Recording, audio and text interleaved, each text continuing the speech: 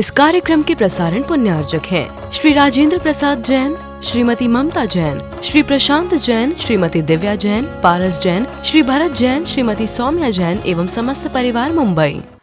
मन को एकाग्र करने के लिए आगम एक बहुत महत्वपूर्ण साधन है। हालांकि अन्य भी साधन हो सकते हैं। सम्यक की उत्पत्ति में जन्मबिंब भी सहायक सिद्ध होता है और वे अनेक कारण हो सकते हैं जिनके बल से सम्यक की उत्पत्ति हो सकती है।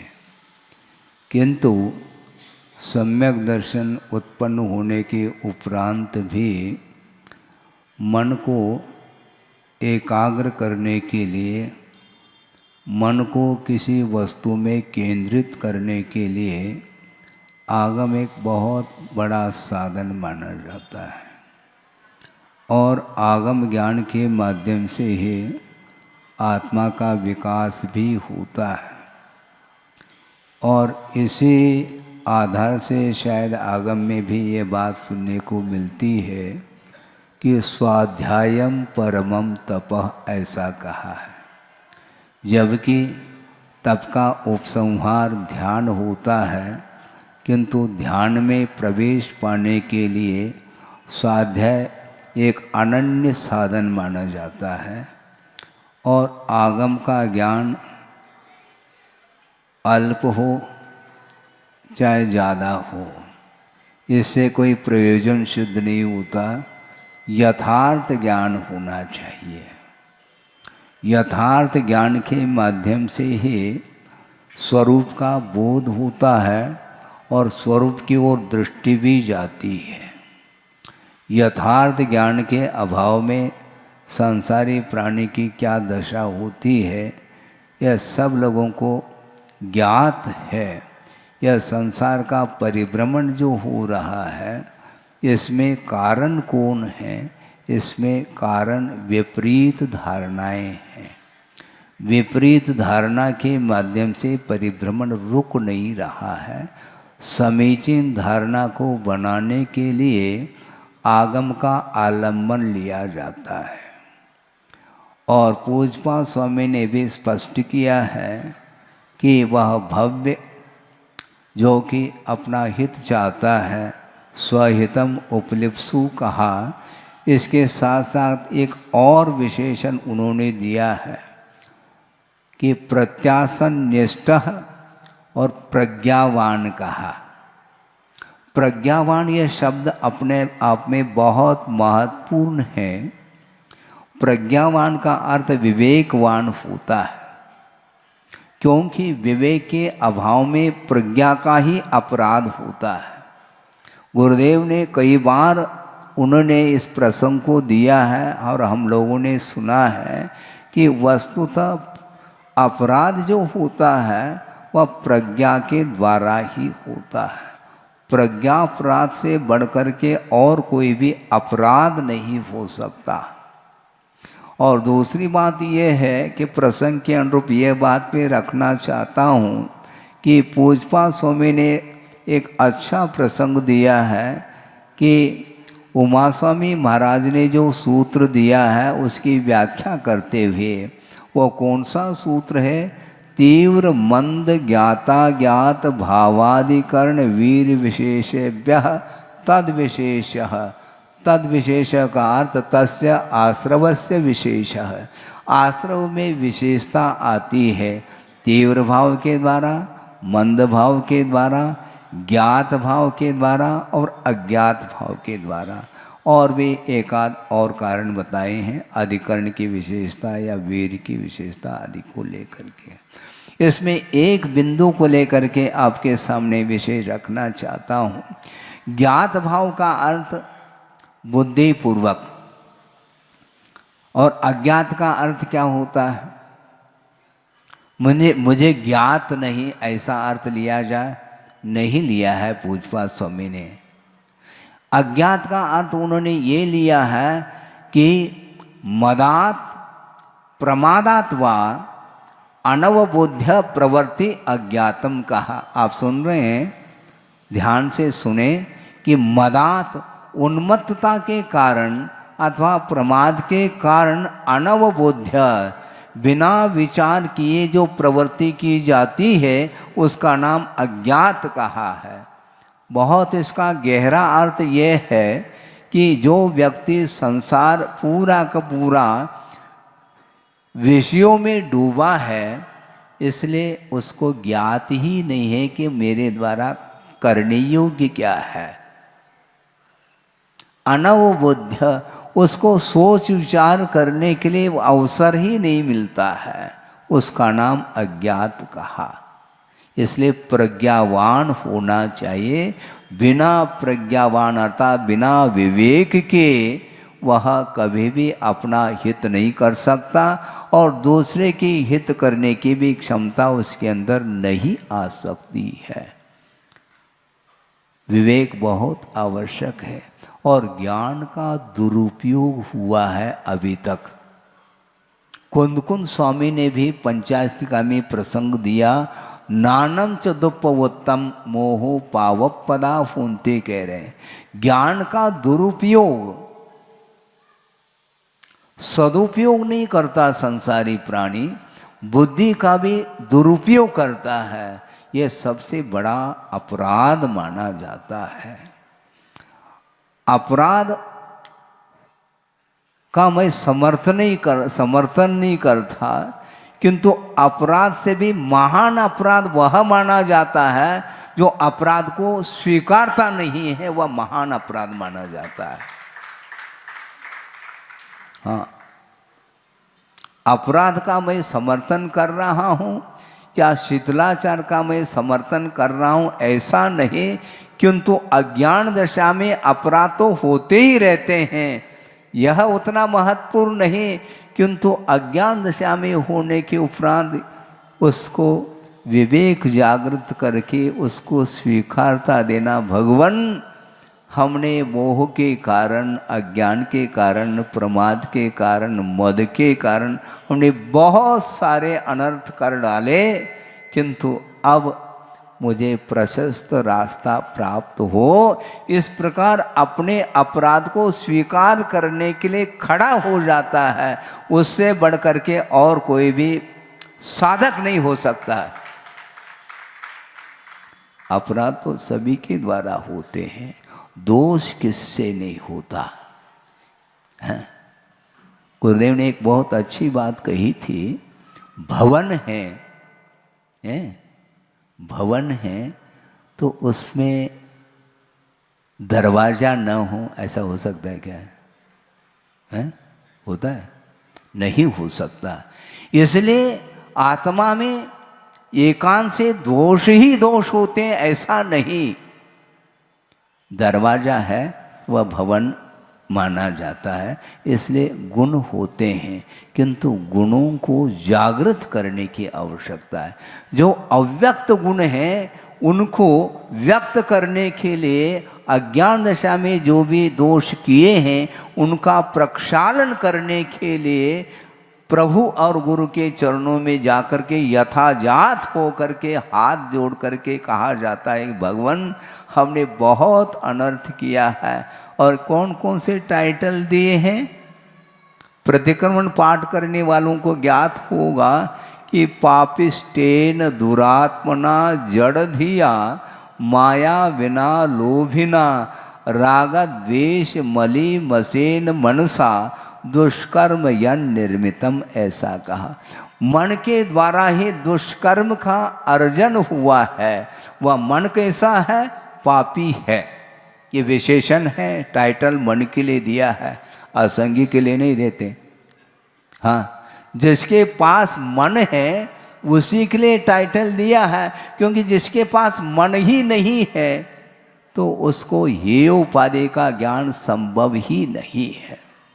इस प्रकार एकेंद्र से असंगी पंचेंद्र तक जितने भी जीव हैं जो संसार दशा में संसार में परिभ्रमण कर रहे हैं, उसके लिए कोई भी बोध दे नहीं सकता, क्योंकि उसके अंदर योग्यता का अभाव है। योग्यता होते हुए भी उसकी अभिव्यक्ति उसमें संभव नहीं, क्योंकि योग्य उपादान होना चाहिए। सामान्य उपादान अलग है और योग्य उपादान अलग है। यद्यपि एक इंद्रिय आदि भव्य हो सकते हैं, इसमें कोई शक नहीं, किंतु एक इंद्रिय पर्याय में जो उपादान, उसकी जो क्षमता है, वह क्षमता उसके योग्य नहीं है। इसलिए मन आवश्यक है और मन के द्वारा ही कबड़ा होता है। मन के द्वारा जो अपराध होता है वह अपराध क्षम्य नहीं माना जाता है। हाँ, सिद्धांत की बात को भी मैं आपके सामने इसलिए रखना चाहता हूँ क्योंकि विद्वान लोग भी बैठे हैं और उनके माध्यम से जो जन साधारण की जो धारणा बनती चली जा रही है, आगम के विपरीत जो धारणा बन रही है और बनाई जा रही है, उसके रोकथाम के लिए विद्वानों की भी बड़ी आवश्यकता है। और वो बिल्कुल ध्यान से सुनेंगे और अनेकांत का आधार लेकर के ही वस्तु तत्व का निर्णय करने के लिए उनको निरंतर चिंतन करना चाहिए। तो मैं ये कह रहा था, क्या कह रहा था, भूल गए? सिद्धांत की बात।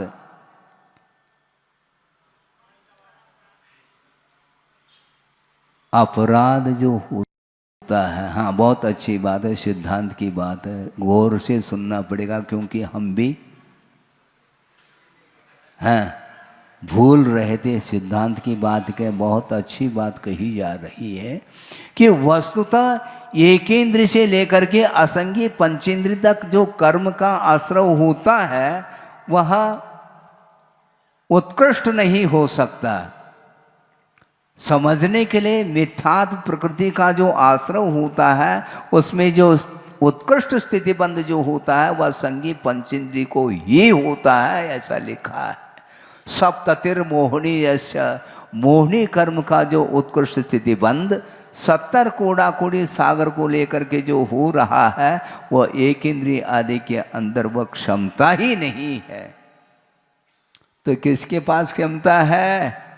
जिसके पास मन है वही कबड़ा करता है, और मन यदि ठिकाने पर आ जाए उससे बढ़कर के और कोई भी उत्थान नहीं कर सकता। मन के द्वारा अथवा ज्ञान के माध्यम से ही विकास होता है, अथवा ज्ञान के सदुपयोग के माध्यम से आत्मा की उन्नति होती है, और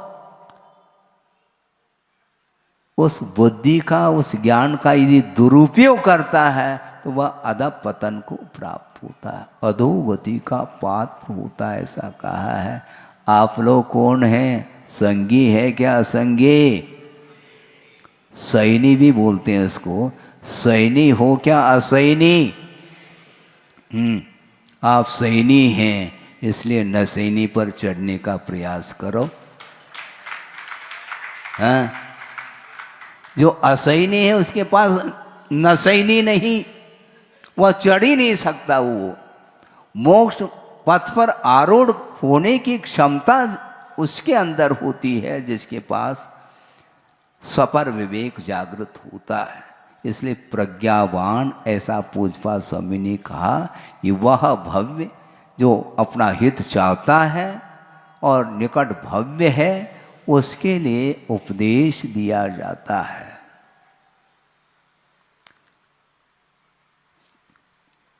हित चाहना चाहिए। जिसके अंदर हित प्राप्त करने की लालसा नहीं है उसको जबरदस्ती पिलाया नहीं जा सकता। गुरुदेव ने ये कहा था कि वह शिशु है जिसको दूध पिलाया जा रहा है। आप सुन रहे हैं? हाँ, दूध पिलाया जा रहा है, किंतु उसको यदि उसकी इच्छा नहीं है दूध पीने की, और माँ यदि मान लो नाक पकड़ करके उसको जबरदस्ती पिलाती है तो वह उल्टी कर देगा, क्योंकि उसके अंदर स्वीकृति नहीं है। तो इसी प्रकार उपदेश को सुनने की उत्कंठा जिसके अंदर नहीं है, और हठाग्रहता है, विपरीत धारणाएं बनी हुई हैं, तो उसके लिए आचार्य कहते हैं नहीं समझाया जा सकता।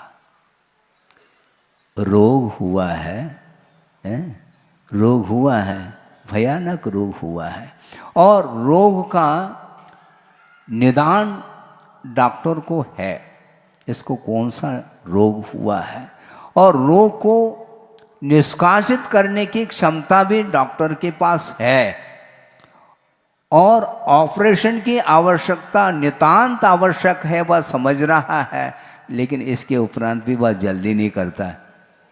क्यों जल्दी क्यों नहीं करता? नहीं कर सकते, पहले व्यवस्थित करना पड़ेगा। ये शुगर पेशेंट तो नहीं है, ये शुगर पेशेंट तो नहीं है, इसमें खून की कमी तो नहीं है, बीपी हाई तो नहीं हो रहा है। ये सारा का सारा ये चारों ओर उसकी दृष्टि बनी रहती है, उसमें यदि संतुलन नहीं है तो वह वेट करता है ऑपरेशन के लिए। उसी प्रकार जिसके अंदर देव गुरु शास्त्र के प्रति समर्पण भाव, ग्रहण करने का भाव जिसके अंदर नहीं है, उसको जबरदस्ती ग्रहण कराया नहीं जा सकता और नहीं कराना चाहिए। ये आगम की आज्ञा है। मैं धीरे धीरे आ रहा हूं, अभी 9:30 बजा है, विलंब से माइक दिया, मैं क्या करूं? हम थोड़ा विलंब कर दें तो कोई बाधा थोड़ी। मैं ये कहना चाह रहा हूं कि वस्तुतः हित जो नहीं चाहता है, आप जल्दी से बैठें। हित जो नहीं चाहता है तो उसके लिए आग्रह नहीं किया जा सकता। आचार्यों ने ये कहा है किसी को भी आग्रह नहीं करना। भगवान ने आग्रह करने की उन्होंने आज्ञा दी नहीं है, न गुरु ने आज्ञा दी है, न आगम की आज्ञा है, न भगवान की आज्ञा है। हम किसी को आग्रह नहीं करना चाहते हैं, अनुग्रह करना चाहते हैं यदि वह चाहता है तो। अनुग्रहार्थम स्वस्याति सर्गो दानम कहा, आग्रह नहीं। यहाँ पर भी उमास्वामी महाराज ने आग्रह शब्द का प्रयोग नहीं किया, किंतु अनुग्रहार्थम, अपने ऊपर भी अनुग्रह करना है, दूसरे के ऊपर भी अनुग्रह किया जाता है, किंतु जो अनुग्रहित होने के लिए तत्पर है तो उसको अनुग्रह किया जा सकता है। कोई जोर जबरदस्ती किसी को किया नहीं जा सकता। उपदेश जो दिया जाता है पात्र के अनुरूप दिया जाता है, बिना पात्र के संभव नहीं, और वह उपदेश भी आगम सम्मत होना चाहिए। आगमोक्त पद्धति से यदि उपदेश देते हैं तो उसके माध्यम से ही उसका हित निहित है, अन्यथा वह पुनः गुमराह में आ जाएगा, भ्रमित हो जाएगा। एक श्लोक आ रहा है मुझे ध्यान में, प्रासंगिक है, कि आचार्य क्या कहना चाह रहे हैं, ध्यान से सुनेंगे। वरम एकाक्षरम ग्राह्यम, क्या कहा? वरम एकाक्षरम ग्राह्यम सर्व सत्वान कंपनम नत्पक्ष पोषकम पापम कुशास्त्रम धूर्त चर्चितम कहा। बहुत मार्के की बात कही उन्होंने श्लोक में। वरम एकाक्षरम, एक अक्षर भी क्यों ना है, क्यों ना हो, वह वर अर्थात श्रेष्ठ है। वरम एकाक्षरम ग्राह्यम, वह ग्रहण करने योग्य है। क्यों? सर्व सत्वानुकंपनम, समस्त जीवों को उपकार करने वाला जो वचन है वह हमारे लिए श्रेष्ठ और ग्राह्य है। न तो अक्षपोषकम पापम कुशास्त्रम धूर्त चर्चितम कहा। अक्षपोषकम, जो पंचेंद्रिय के विषयों का पोषण करने वाला जो बोध है, जो ज्ञान है अथवा वचन है, वह हमारे लिए वरम अर्थात श्रेष्ठ है नहीं और ग्राह्य भी नहीं है। एक ही अक्षर हमें पर्याप्त है, किंतु आगम सम्मत होना चाहिए। आगम के बहिर्भूत आप बहुत कुछ बोल सकते हैं, वह हमारे कल्याण के लिए वह कारण नहीं बन सकता। न तो अक्ष पोषकम, पंचेंद्रिय की विषयों का पोषण करने वाला जो वचन है, वह उस वचनों को भूल करके भी बोलना नहीं चाहिए, क्योंकि उसके माध्यम से स्वयं का ही भी अहित होगा और दूसरे का भी अहित होगा, और ऐसी स्थिति में मार्ग दूषित होता चला जाएगा। आप मार्ग पर चलो अथवा न चलो, हमें कोई विकल्प नहीं, किंतु मार्ग को सुरक्षित रखने की आवश्यकता है।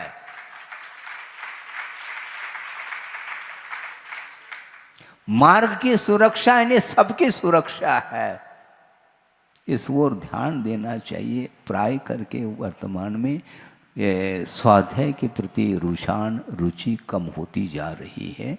इसका मेन कारण ये है कि पाश्चात्य संस्कृति का एक प्रभाव है, और इस प्रकार के अनेक प्रकार के जो प्रभावक जो वस्तु निर्मित हो रहे हैं, उनके माध्यम से पूरा पूरा संसार डूब रहा है। उसको उभारना चाहो तो आगम के माध्यम से ही उभारा जा सकता है।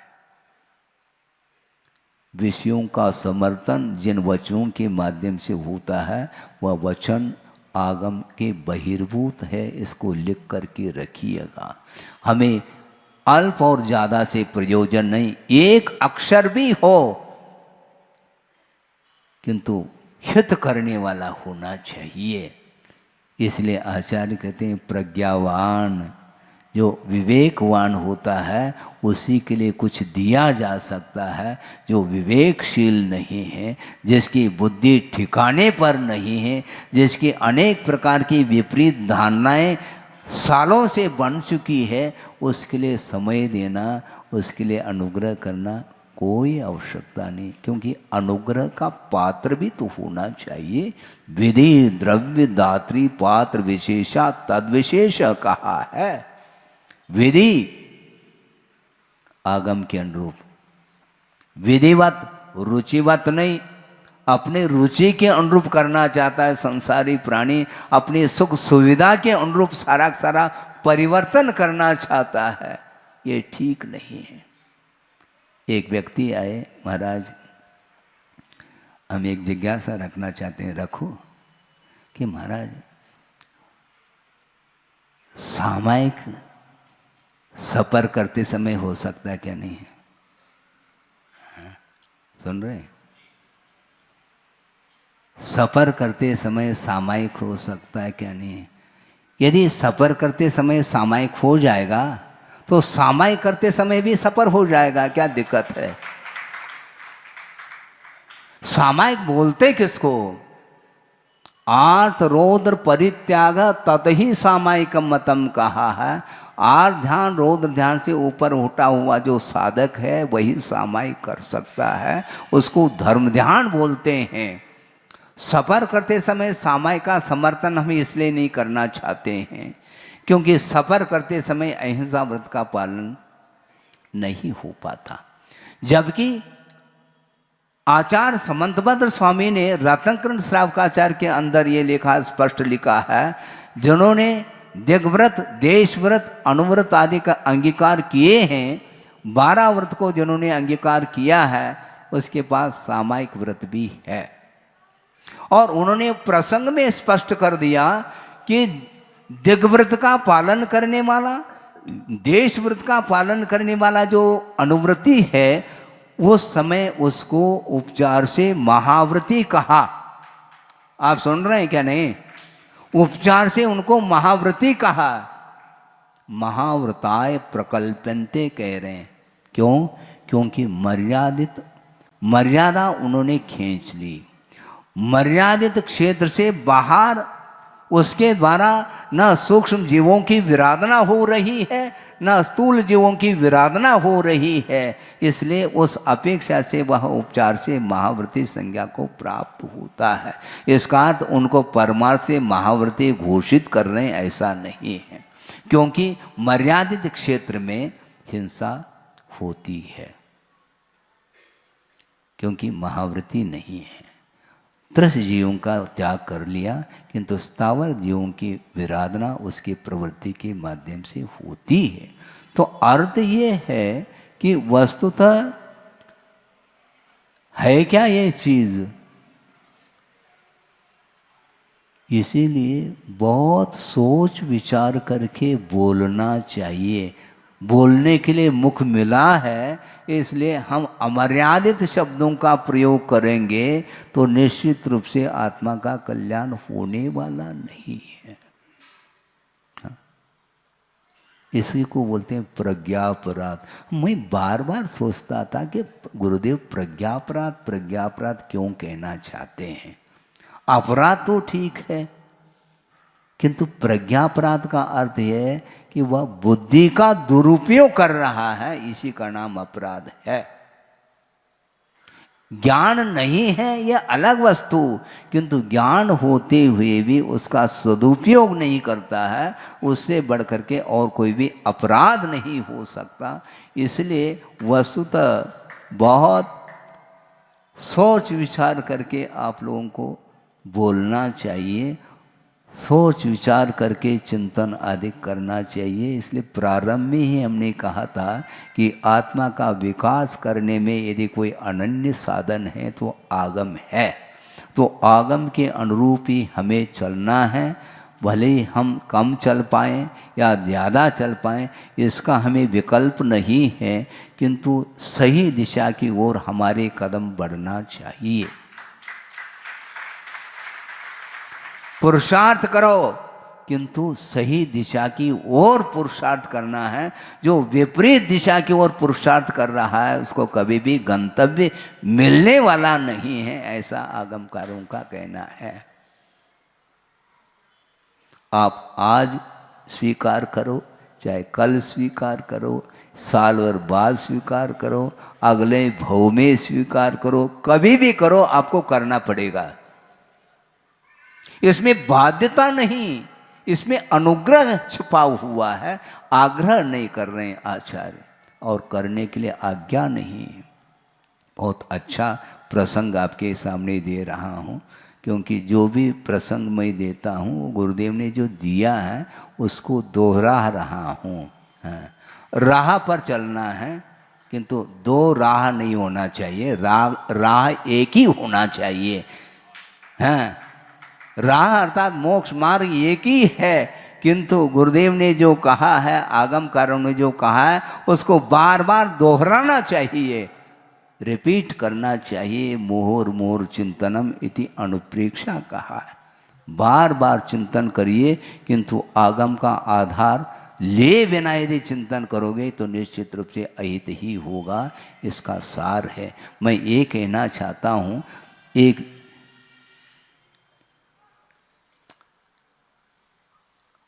व्यक्ति जो सामान्य व्यक्ति नहीं किंतु विद्वान थे, और उन्होंने अपने विचार रखे गुरुदेव के सामने कि महाराज, महावीर भगवान का जो सिद्धांत है बहुत विराटता को लेकर के है। वो सिद्धांत की जो गहराई है हर व्यक्ति उसको वहाँ तक पा नहीं पाता। इसलिए महावीर भगवान के सिद्धांत को संकीर्ण तक नहीं रखना चाहिए, बहुत व्यापक उसका प्रचार प्रसार होना चाहिए, और महावीर भगवान के सिद्धांत को जन जन तक पहुंचाने का प्रयास करना चाहिए। इसलिए मेरा भाव ये है कि महावीर भगवान का जो साहित्य है, जो आगम है, 4 अनुयोगों में विभाजित है, इसका वितरण देश में ही नहीं किंतु आउट ऑफ कंट्री में भी इसका प्रचार प्रसार होना चाहिए महाराज, ऐसा मेरा मन कहता है। तो गुरुदेव ने कहा 1 मिनट शांत रहे। तो उन्होंने कहा आपकी जो भावनाएं हैं उसका मैं समर्थक नहीं हूँ। क्या कहा?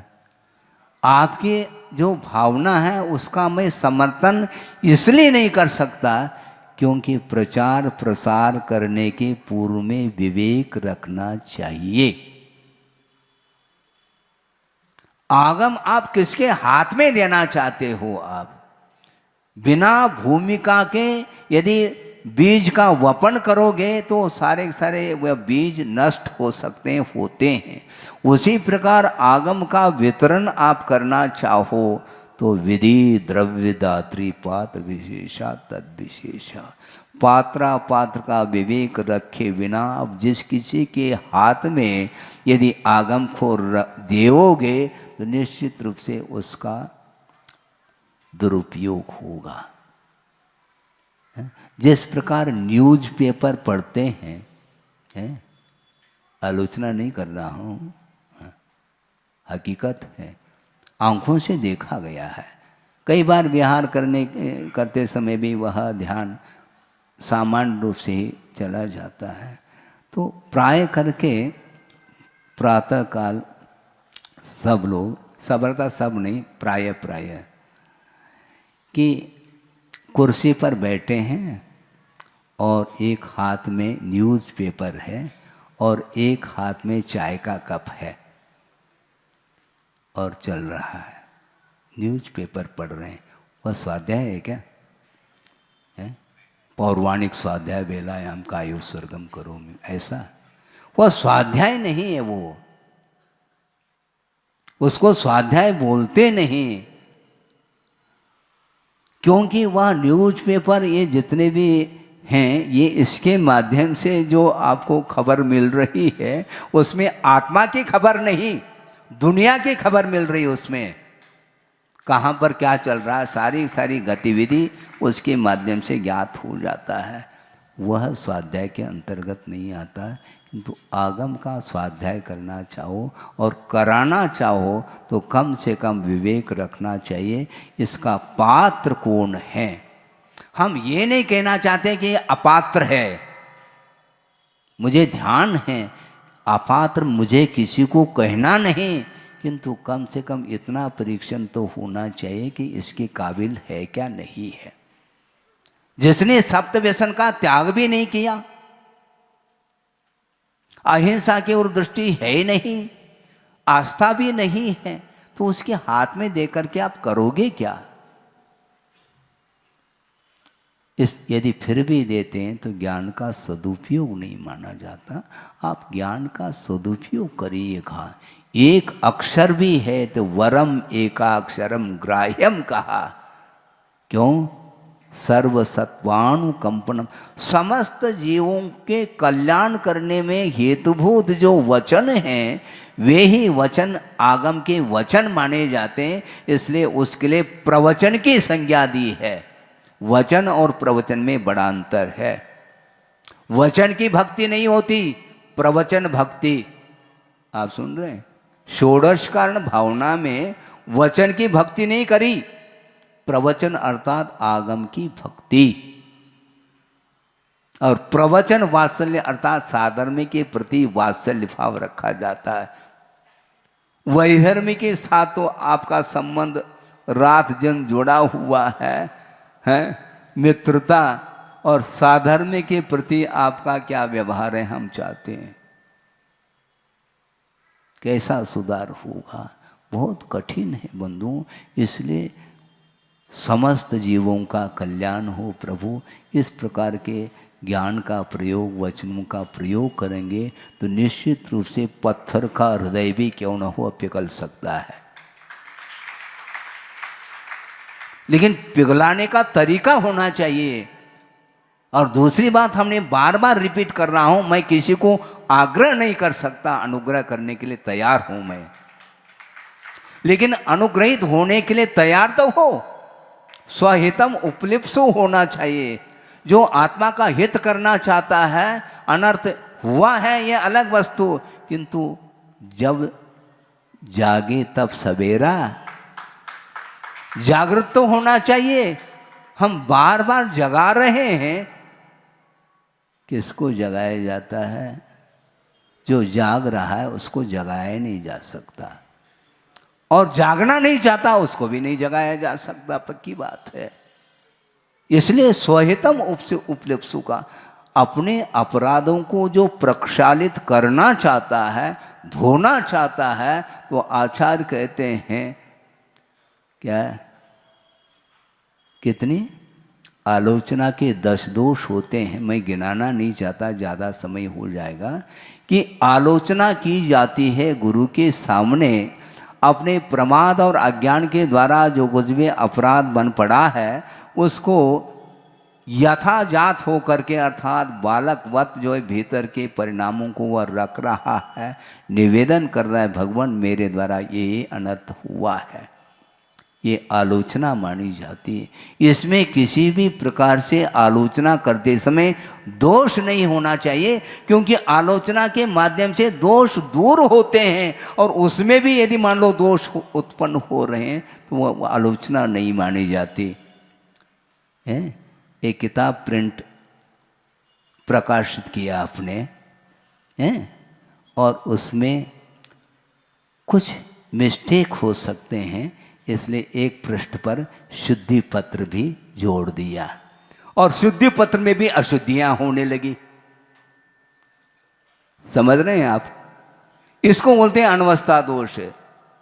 शुद्धि पत्र में तो कम से कम शुद्ध हो वह पत्र, ग्रंथ में मिस्टेक होना तो स्वाभाविक है। बार बार प्रूफ रीडिंग करने के उपरांत भी वह सूक्ष्म दोष रह सकते हैं, इसलिए बारीकी से उसको परीक्षण करके शुद्धि पत्र जोड़ा जाता, और शुद्धि पत्र जोड़ने में भी असावधानी हो गई, उसमें अशुद्धियाँ आ गई, फिर उसके लिए भी शुद्धि पत्र जोड़ो। तो ऐसा नहीं होता, इसलिए बहुत सावधानी के साथ बोलना चाहिए, सावधानी के साथ चिंतन करना चाहिए, सावधानी के साथ ही शारीरिक चेष्टा आदि करना चाहिए, जिसके माध्यम से स्वयं का और दूसरे का भी हित होना चाहिए। 2-5 मिनट में एक प्रसंग मैं देना इसलिए चाहता हूँ क्योंकि प्रसंग है तो उसको अधूरा नहीं छोड़ा जा सकता। कि संक्लेश की पहचान क्या है और विशुद्धि की क्या पहचान है, इसको करना है हमें। संक्लेश 2 जीव हैं। इस कार्यक्रम के प्रसारण पुण्यार्चक थे श्री राजेंद्र प्रसाद जैन, श्रीमती ममता जैन, श्री प्रशांत जैन, श्रीमती दिव्या जैन, पारस जैन, श्री भरत जैन, श्रीमती सौम्या जैन एवं समस्त परिवार, मुंबई।